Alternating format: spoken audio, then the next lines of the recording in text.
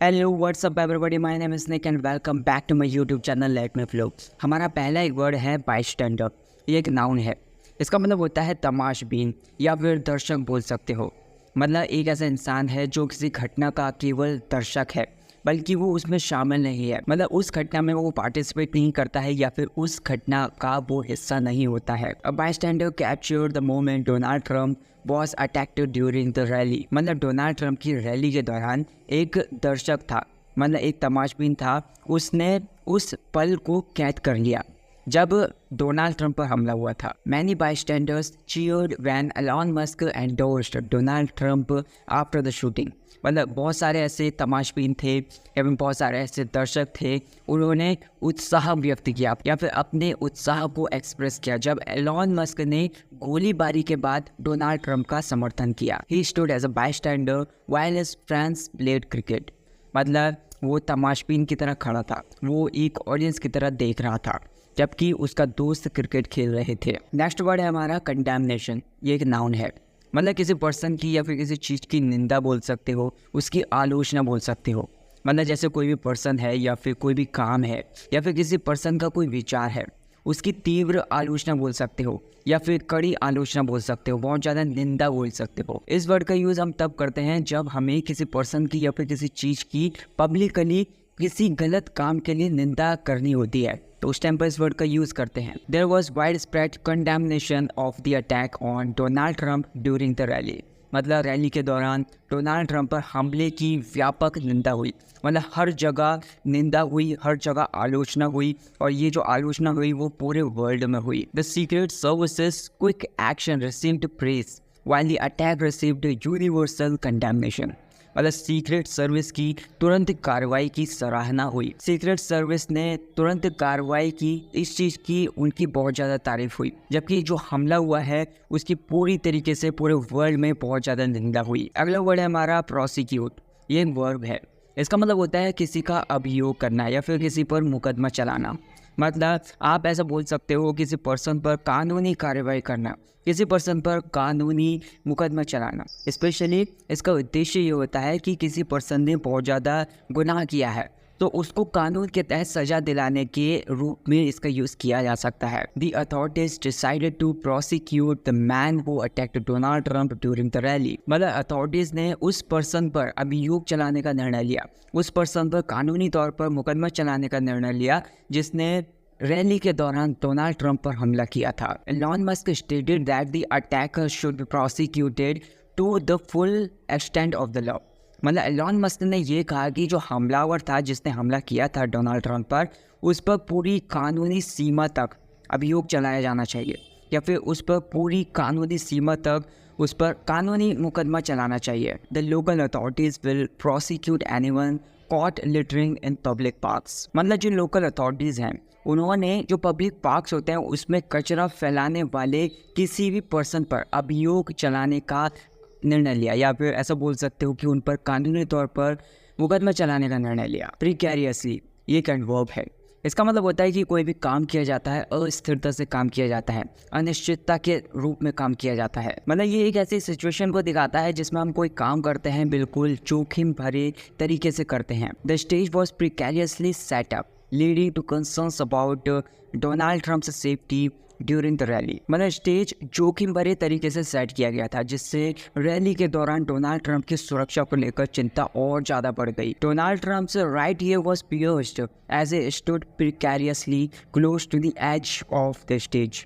मतलब Donald Trump का दायां कान जो था वो छिद गया, मतलब उसमें छेद हो गया क्योंकि वो स्टेज के किनारे पर अस्थिरता से खड़े थे या फिर स्टेज पर किनारे पर वो जोखिम भरे तरीके से खड़े थे। The cat slapped precariously on the narrow window latch. मतलब बिल्ली खिड़की की तंग चौखट पर एक जोखिम भरे तरीके से सो रही थी या फिर एक अस्थिरता से सो रही थी। वर्बिएज ये एक नाउन है।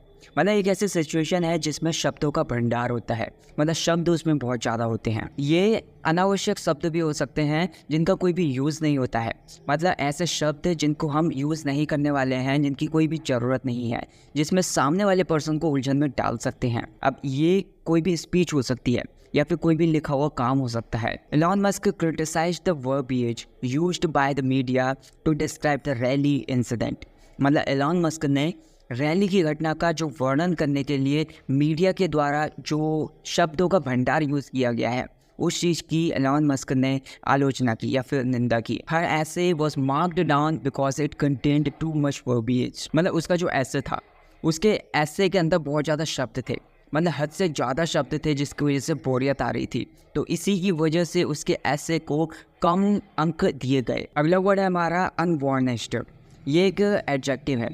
इसका मतलब होता है बिना सजावट के कोई चीज़ है, कोई भी सिचुएशन है जो ज़्यादा सजी धजी नहीं है, बिल्कुल सच्ची है, साफ साफ दिखाई देती है, साफ साफ समझी जा सकती है, साफ साफ बिल्कुल किसी के सामने रख सकते हैं। The unvarnished truth is that the security lapse led to the attack on Donald Trump.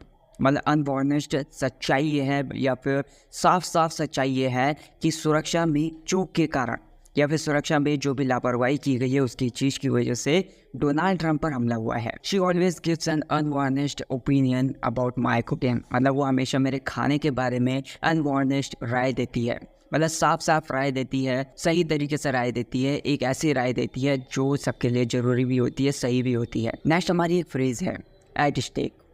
इसका मतलब होता है कोई भी काम है या फिर कोई भी पर्सन है, कोई भी चीज़ है, तो वो खतरे में है, वो दांव पर लगी हुई है या फिर बहुत ज़्यादा जोखिम भरी सिचुएशन में है। The safety of the rally attendees was at stake during the attack on Donald Trump. मतलब डोनाल्ड ट्रंप पर जो भी हमला हुआ था, तो उस हमले के दौरान रैली में जो भी शामिल लोग थे, रैली में जो भी उपस्थित लोग थे, उनकी सुरक्षा दांव पर लगी हुई थी या फिर उनकी सुरक्षा जोखिम में थी। The political future of Donald Trump is at stake after the shooting incident.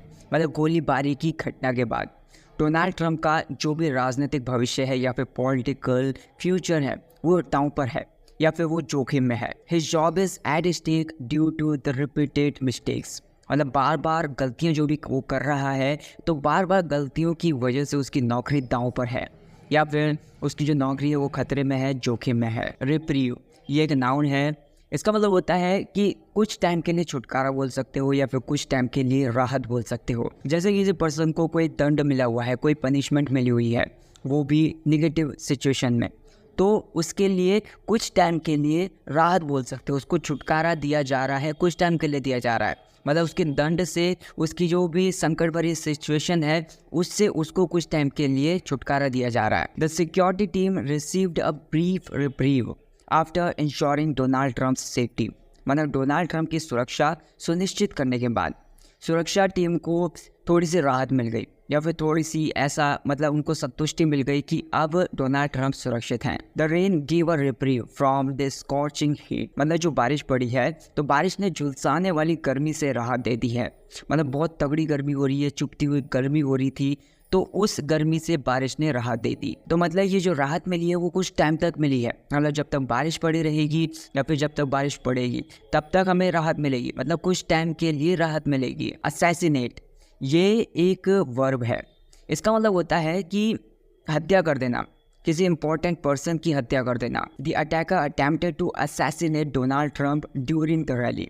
मतलब रैली के टाइम पर हमलावर ने, एक अटैकर ने डोनाल्ड ट्रंप की हत्या करने की कोशिश की। The plot to assassinate Trump was foiled by the secret service. मतलब डोनाल्ड ट्रंप की हत्या की साजिश को सीक्रेट सर्विस ने नाकाम कर दिया। अगला वर्ड है हमारा क्लच। ये एक नाउन भी है और एक वर्ब भी है। जब हम इसे एज अ नाउन यूज़ करेंगे तो इसका मतलब ये हो जाएगा कि किसी चीज़ के लिए पकड़ बोल सकते हो, किसी चीज़ की जकड़ बोल सकते हो, उस पर दबाव बोल सकते हो। जब हम इसे एज अ वर्ब यूज़ करेंगे तो इसको एक्शन के रूप में बदल देंगे। मतलब किसी चीज़ को जमकर पकड़ना, किसी चीज़ की पकड़ या फिर किसी चीज़ को पकड़ने को, किसी चीज़ पर दबाव डालने को आप बोल सकते हो। The security guard clutched his gun tightly when the alarm sounded. मतलब जो सिक्योरिटी गार्ड से उन्होंने अपनी बंदूक को मजबूती से पकड़ लिया या फिर उस पर बहुत तगड़ी पकड़ कर ली जब अलार्म बजा। तो he clutched his child to his chest during the earthquake. मतलब भूकंप के दौरान उसने अपने बच्चे को अपनी छाती से मजबूती से पकड़ा या फिर उस पर जो पकड़ थी, अपने बच्चे पर जो पकड़ थी वो बहुत ज़्यादा मजबूत थी। पर्स्ड ये एक एडजेक्टिव है। इसका मतलब ये होता है कि कहीं पर कोई पर्सन है वो बैठा हुआ है या फिर कहीं पर रुका हुआ है। The eagle perched on the branch scanning the field below. मतलब एक पेड़ के तने के ऊपर बैठा हुआ था और वहां से नीचे के सारे फील्ड को स्कैन कर रहा था, उसके फील्ड को देख रहा था। She perched herself on the edge of the chair nervously. मतलब वो घबराहट की वजह से कुर्सी के किनारे पर बैठ गई, मतलब उसको घबराहट हो गई तो वो बैठ गई। नेक्स्ट वर्ड है हमारा डिसेंट।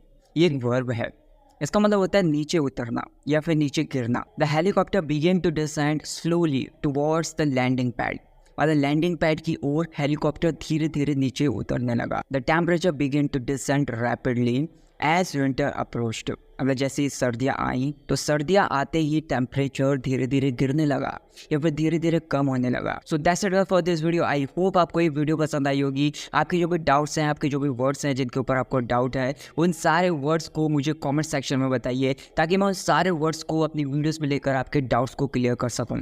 अगर आपको मेरी वीडियो पसंद आई हो तो वीडियो को लाइक कर देना, चैनल को सब्सक्राइब कर देना। Thank you so much for watching this video.